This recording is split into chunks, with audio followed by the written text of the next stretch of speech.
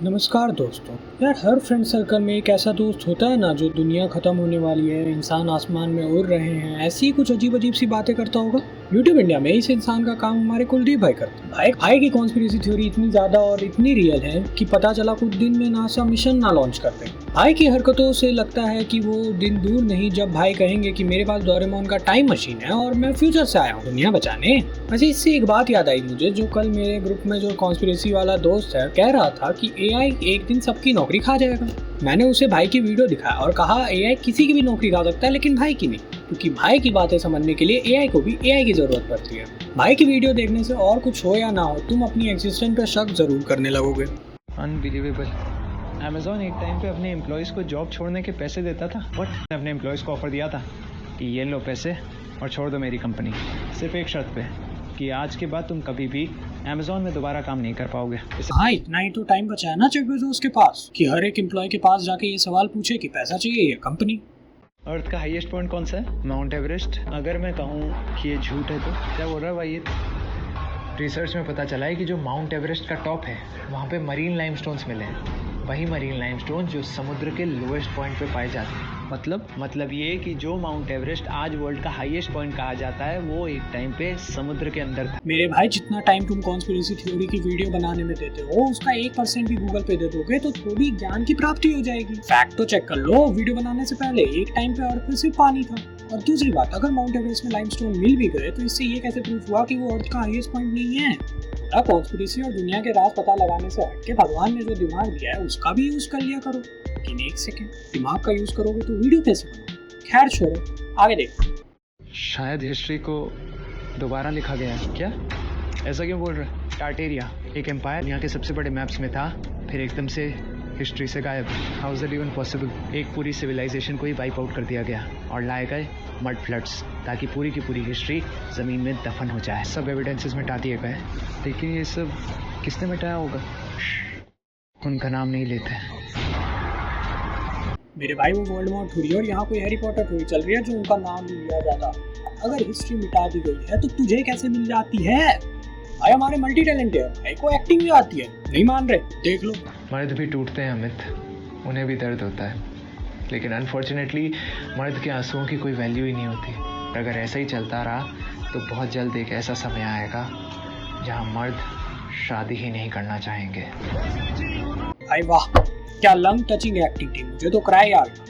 School में बच्चों से पिरामिड ऑफ गीज़ा के ये राज छुपाए क्यों गए? कौन से राज? स्पीड ऑफ लाइट कितनी होती है? 2,99,792 किलोमीटर पर सेकंड, और पिरामिड ऑफ गीज़ा के कोऑर्डिनेट्स हैं 29.9792 degree north. Exactly same digits, same order. और सुन, अगर तू पिरामिड्स के बेस पेरीमीटर को लेता है और उसे हाइट से डिवाइड करता है तो पता है आंसर क्या आता है? क्या?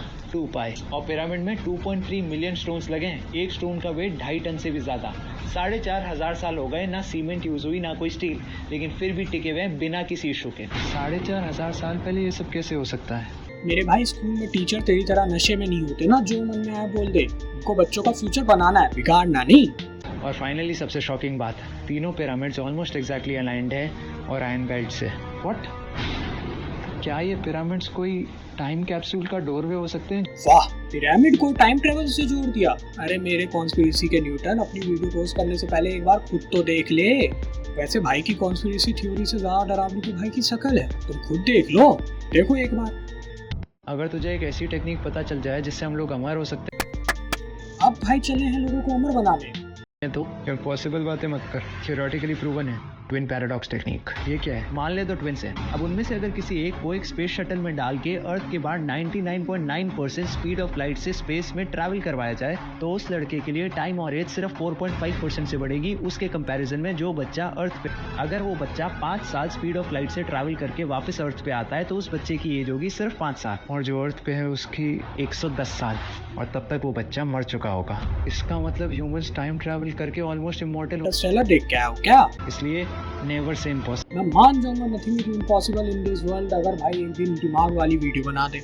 या तो हिस्ट्री अपने आप को रिपीट करती है या फिर हम किसी सिमुलेशन में हैं। ऐसा क्या मिल गया? अब्राहम लिंकन और जॉन एफ कैनेडी, दोनों यूएस प्रेसिडेंट्स, जानता ही होगा ना? हाँ, तो अब्राहम लिंकन को 1846 में कांग्रेस के लिए इलेक्ट किया गया था, जॉन एफ कैनेडी को 1946 में, एग्जैक्टली 100 साल बाद। भाई उसे कोइंसिडेंस कहते हैं। कोइंसिडेंस? लिंकन 1860 में प्रेसिडेंट बने थे, जॉन एफ कैनेडी 1960 में। दोनों ही प्रेसिडेंट सिविल राइट्स के लिए लड़े थे और दोनों ही जब प्रेसिडेंट थे उसी टाइम पे उनके बच्चों की डेथ हुई थी। What coincidence, right? दोनों को फ्राइडे के दिन गोली मारी गई थी और दोनों के सिर में गोली लगी थी। यहाँ तक कि जॉन एफ कैनेडी की सेक्रेटरी का नाम भी था क्या? Aeolian Lincoln. कोइंसिडेंस ना?